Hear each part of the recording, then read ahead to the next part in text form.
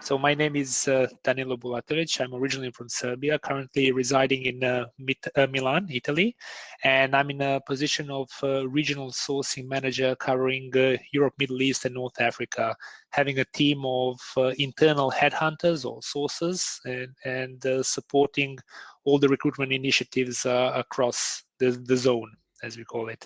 So Danilo, have you been able to what's the word? Have you managed to drop in and see any of our talks this week, or can you give us a little bit of insight into your experience of gamification so far at Nestlé without giving away what you're going to talk about with David? Yeah, to be honest, I didn't. I really wanted to, but obviously I wasn't successful in organizing that because it's been hectic. It's toward the end of the year, and then a lot of planning, a lot of strategic budgeting, and various stuff, and some of the initiatives which we will be talking about today, which we are preparing to roll out from next year. So it's literally back-to-back meetings from 8 a.m. till 5, 6. So I didn't manage really to find time, quite to be honest. It's all right. So would you say that recruitment looks a bit like this panel? It's unpredictable sometimes.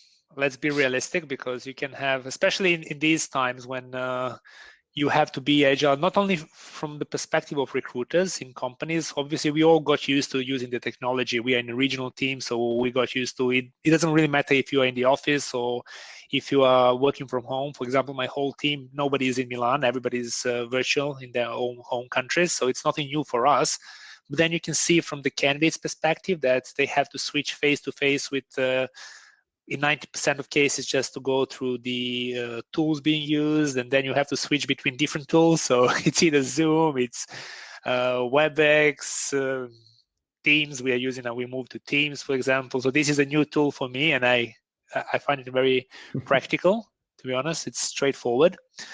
But I guess sometimes, depending on what browser you're using, you can have some of the challenges. So it can be unpredictable, but it's technology. It happens. Sometimes we can't influence it. And Dave and I spoke recently that, like, when you have the most important meeting, and always it takes you a minute to dial in, but when you have the most important meeting, the Windows decided that it needs to upgrade to shut down, or voila, you are late. So so it happens. We shouldn't really take anything in a negative way, really. It's something you can't influence, unfortunately. It's all an example of your skill to be adapted to the situation. Exactly. Yeah, what I find interesting is when we reach a kind of a working age to be recruited somewhere in the normal environment, we take so many assumptions for granted that in the digital world they get revealed. Like we all know how to open a door, sit on a chair, and open up our mouths, and remember to keep breathing while we're talking to the recruitment. And when you try to simulate the same process online, then is your browser on? Is a window open? Is there light coming in the wrong way? Is your camera working? It's like basic things that we take for granted in real life communication. They now reveal things that we do face issues with. Yeah, you know what? Maybe we can have a chat. So Pete, can you move to, I think it's 2 slides ahead when you have the 3 topics we wanted to talk about? Is it? Yes, hang on. One more? Yeah, there this we is go. the one. One before. One before. Hang on. This one? Yes. That So the first part was supposed to be, so what does gamified recruitment look like? And then the whole point is really to give an intro about the trends and to talk about what is the need, how did this appear. And I had a pleasure talking to you first, Pete. It was quite a few months ago. I think it was June, if I remember correctly. And you gave me really great insights, and you gave me a great direction. So what was the need for us as a company, as Nestlé, being a quite big organization, a global organization, is really to change the way we approach things, and you have to adapt. So like Antonio said, in the past you thought, oh, I know how to open the door, I know how to find a certain address, but this is something completely new because you have to adapt to the situation. And quite frankly, I think that we did it quite well as a company of this size. But once again, you need to think forward, and you don't want to stop here. You say, okay, this is what challenged us, this is what we've seen, how we reacted to the current situations. So how do we as an organization want to become? Because I saw a research recently that outside of big 500, top 500 companies in the world from 1955, there is only 15% of them still existing. So most of them are not there. So which means that you really have to continue to change, to adapt. And how do you adapt as an organization? You adapt through your people, right? So you have to ensure that you attract the right professionals who will bring this new knowledge, who will bring this broad view, and in the same time, it will help you with the existing employees, help them bring it up. And our whole vision is for Nestlè to become a digital DNA organization, to have this in our nature. And when we say digital, this is not only about the ability to use technology, it's more about the mindset that we want to change this willingness to learn, how adaptable you are, how agile you are. And this was the core how we started to think in which direction we want to go and what are the new things which we want to introduce. And then we went through various talks with the different partners. And when we touched base with you, Pete, and with some of your partners as well, we got introduced to gamification. It was very interesting. First of all, it's not like traditional, not to use a different word, that you get 100 questions and you have to respond, this is how I see myself. So it's more like a subjective way of self-assessing, and this is more objective. And also there is a big initiative from Nestlé tackling diversity and inclusion, that this is like highest on our HR agenda. And this is actually unbiased way to approach the selection process, because technically you don't care what is the name or surname of these people, of candidates. You don't care about their ethnicity. You don't care about religion, views. You purely assess who they are, their traits, or how they approach things. And you kind of focus for their potential, which is always our motto, hire for potential, not for experience, and see whether they would be successful and can they thrive in this specific role based on their traits and based on their willingness to learn, to adapt, and all those things. You can use the science to do it for you in a fully objective way, unbiased, and where you can see what is the right role for each person. So this is how the whole idea arises for us. And I have to say that I can't give you examples of in practice, because we are still in the process of rolling it out in the final stages, so it's not live with us yet. But the beauty of it with Nestlé as being a big organization, it's not only. Well, actually, I was going to ask, what's the scale of the problem? How many people are you trying to assess the mindset of, and is it just internal and external? Yeah. So we are still defining what is the best way, and that's a very good question. We still didn't define the actual tactics, how we want it to look like. So it's split. Do we want to pilot with a couple of markets? So when I say market, it can be geography. For example, UK and I is one market, but then you can have more countries being in one mid-sized market. So do you want to roll it out with one market, for instance? Do you want to go with a certain business? Because people think of Nestlé, oh, we sell chocolate, that's it, which is not really the case. We have so many different businesses. So do we want to go with one business and just to see how it will look like? Or do we want to go with functions, for example, with marketing, with operations, or something else? So we are still in the final phase of how we want to support it and how we want to roll it out, because the scale is huge. And it's quite hard to start whatever you want with this size of organization just to say, oh, let's just go across the whole zone. It's a bit impossible. So most probably we will go with pilot markets and to see what it will look like. So we will have some of the markets who are a bit advanced in terms of the technology usage, and in the same time you use some of the markets which are not that advanced. So you want to compare and see what are the challenges, so you can adapt for all the other markets. For us in Zone EMENA, we have 20 different markets to support. So you have to be able to give this product that everybody can use it, and to have a good candidate experience as well. So this is the crucial thing. What I want to say, and it was quite funny. So when Dave and I spoke, and with you, Pete, as well, myself, I'm more kind of an outdoor person. I don't play many games. I did when I was younger, but not as much, to be honest. And when I played this, I found it really interesting, really engaging, and you catch yourself that you want to compete, and then you think, oh, I'm compared with the others, so I will compete with the others. I've been in sport for all my life, competing with others, so this is a different way of competing. And then we thought, okay, let's include our senior stakeholders, like HR executives, to see HR directors in markets, and let's see what are their thoughts. They are different generation, even one generation before me, and let's see how they use it and how they would do it, and what is their feedback. And their feedback was great. They were like same as kind of me, like we didn't know what to expect, a bit nervous. I never did really games, but then I found this very interesting. I found feedback very relevant, and actually the whole point is it can work across the whole organization, different seniority levels, and this is the beauty of it. So it's not like when you see the first thing, oh, game, I don't like games.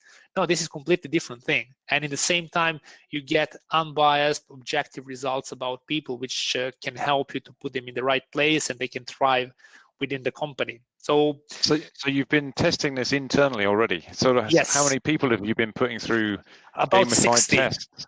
About 60 people. Senior, about 20 something, because the original population we had 35, which was across different markets, like head of talent acquisition and head of talent to review it, and then it was spread amongst them. So about 20 something senior HR people, and so far all the positive feedback. So it's really good. So you're in the middle of this process at the moment, is basically what you're saying. So you've in our zone. Selected a gamification provider, or you're testing one before making a final decision. So we are in the final process, and this is something what I cannot disclose because it's with procurement right now in our legal team, so we can't really discuss those details. But we are at the final stage, pretty much. Honestly, expect it to be in Jan, to start from Q1 from next year, to roll out. So hopefully next year we can share the experience, like experience before we started, and then experience after good few quarters of doing it, and how it was released. It will be my pleasure to come and share the whole part. To be honest, I'm really interested in the process you're going through at the moment. How do you get buy-in at such a enormous organization to get to putting games into the recruitment process? Yes, and also it's not just the recruitment process, is it? It's your internal teams as well, potentially. Yes. Yeah. So the original idea was to, and this is another beauty of it. So the original idea did start with let's go with the recruitment, because we want to have, when I say recruitment, we have internal and external candidates, and to help internal candidates also to create their learning path based on these findings. But then it was coming from some of the senior HR colleagues saying, like, let's take the whole teams and let's assess the whole teams to see where we stand, because we don't know what good looks like right now, because we compare ourselves with ourselves, but we don't know where we stand with something what is outside. So let's try to have a benchmark and to see realistically where we are, not because you want to qualify or disqualify someone, but just to see where we are. What do we need to work on? How can we develop even further, and how can we grow even further? And this is the most important part, and this is the biggest responsibility, really, to use this outcome to help the organization to grow through the people, because people is the biggest and the most important asset. Everything else is replaceable. So you're talking about benchmarking against external data with other people? Well, This is the right? hard bit. So the question is, how do you benchmark it, and how do you know that that external benchmark you're using is the right one or it's not? So I think we have to find the fine line between that, and see first what. Well, the hardest bit is to define what good looks like. Like who is the ideal candidate, or who are the ideal profiles. Obviously, it has to be adapted for all of the roles, because, for example, in accounting, you won't be looking for the same profiles as for someone in marketing or in operations or in sales. So you will be looking for different traits. But then we have our team of psychologists and experts who will help us to say, okay, these are the traits which we expect to be more important for someone to be successful in this type of roles, for example. The removal of bias, inclusion and diversity. I'm interested in what you think the scale of that problem might be already, and what your hopes are from a gamified implementation. Yeah. And also a more anonymous approach to this, because you were talking about skills. So first of all, for us, it's I wouldn't really call it as a problem. It's more initiative from our side. What we wanted to increase, first of all, it started with the gender diversity, to increase the number of females, not only in the organization itself, but in the leadership. And even though we had a good numbers, it was, I think, on 25% in senior leadership, we want to go over 30%. So this was the first thing. Then what came as an idea from different markets, and for example, in the Netherlands, you already have that they're trying to get the applicants without name, surname, because there is a lot of bias based on their background and ethnicity. And we said, okay, this is a great opportunity, how we can roll it out, because for us as an organization, none of those things matter. For us, it's the most important thing. What do you have to bring? What are your values you follow? And are you aligned with the Nestlè values? And this is the key. It's not connected with your ethnicity, your religion, or anything like that. And even though that you have these as your core values, you cannot always be consistent with it, because every hiring manager has his or hers different approach to interviews, or there are so many unconscious bias we all have, and applicable on a daily basis. So we're saying, okay, this will help us even more, because technically you don't get a chance to review someone first based on their picture, based on their, I don't know, name, surname, or whatever. Yeah, this is more like, okay, let's see how where they sit with their traits. Let's see who is more likely to be more successful in this type of roles. And then this is a starting point. The important thing to say, and I'm not a big fan of assessment being used to disqualify anyone. I prefer to look to qualify people, because this is the key thing. You should never search out. Try to search in. And this is more like to see, okay, let's see first who is more likely to be successful in this role based on their preferences, to learn, to grow. Someone likes to change positions, like with the new generations, they like to change positions more often than it was the case in the past. And then we have to adapt to that. And based on their learning preferences, for instance, and agility, you can see who will be more likely to thrive through the role and type of roles. I sense you're really fascinated by the link between the skills and also the training potential of pointing people towards ways to get better at things based on these results as well.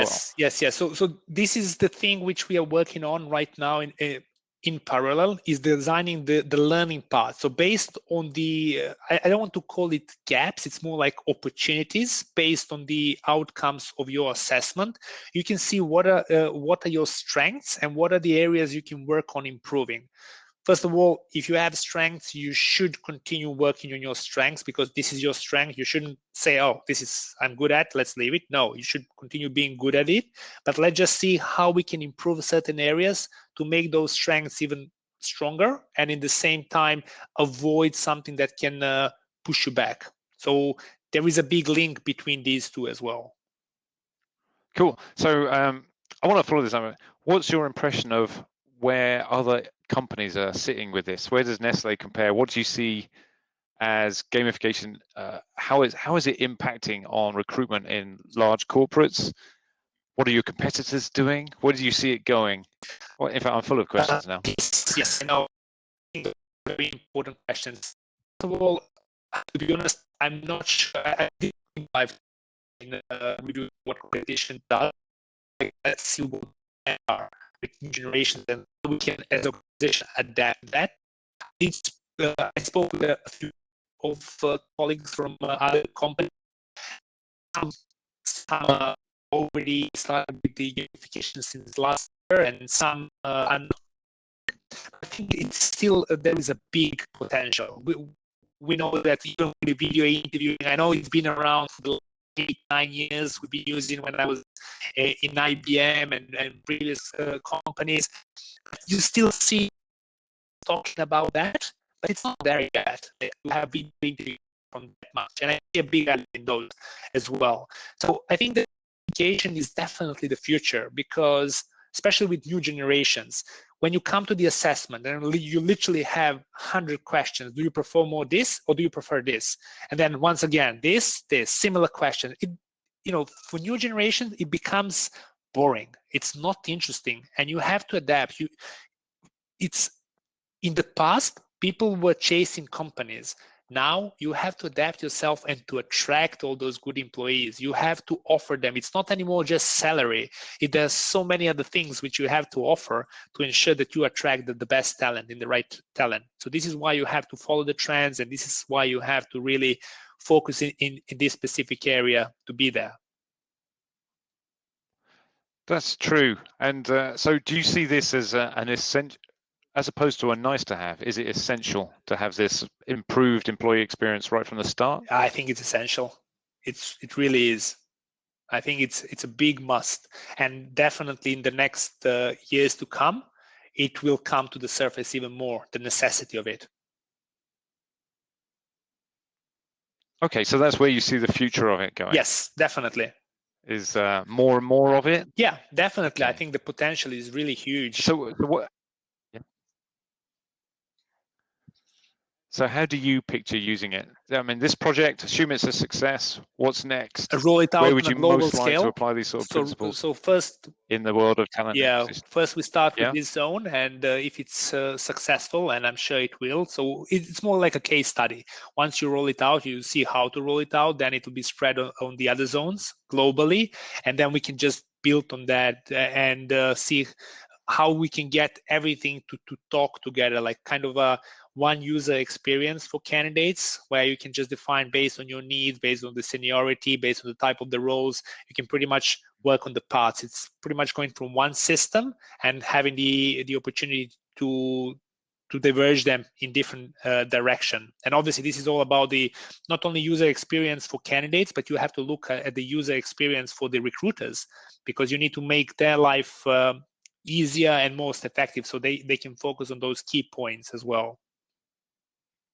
Okay, I mean, we're running out of time now, funnily enough, but what would you say the key difference is to you as a recruiter, through using these techniques? The key difference is, coming back to the most important point, is moving away from bias, really being objective. I think this is the key, because even though we think we are, there are so many unconscious biases which are driving us, and this is something what will help us a lot, not to miss out on the best candidates out there, because they didn't write a CV in a way we would like them, we would expect them to write, because candidates are not professional CV writers.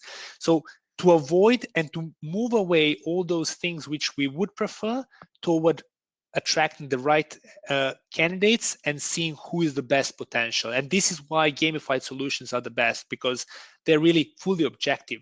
It's not driven by anything. It's purely the result of a person, of their traits, objective traits, and objective ways they work, they learn, they adapt to different challenges.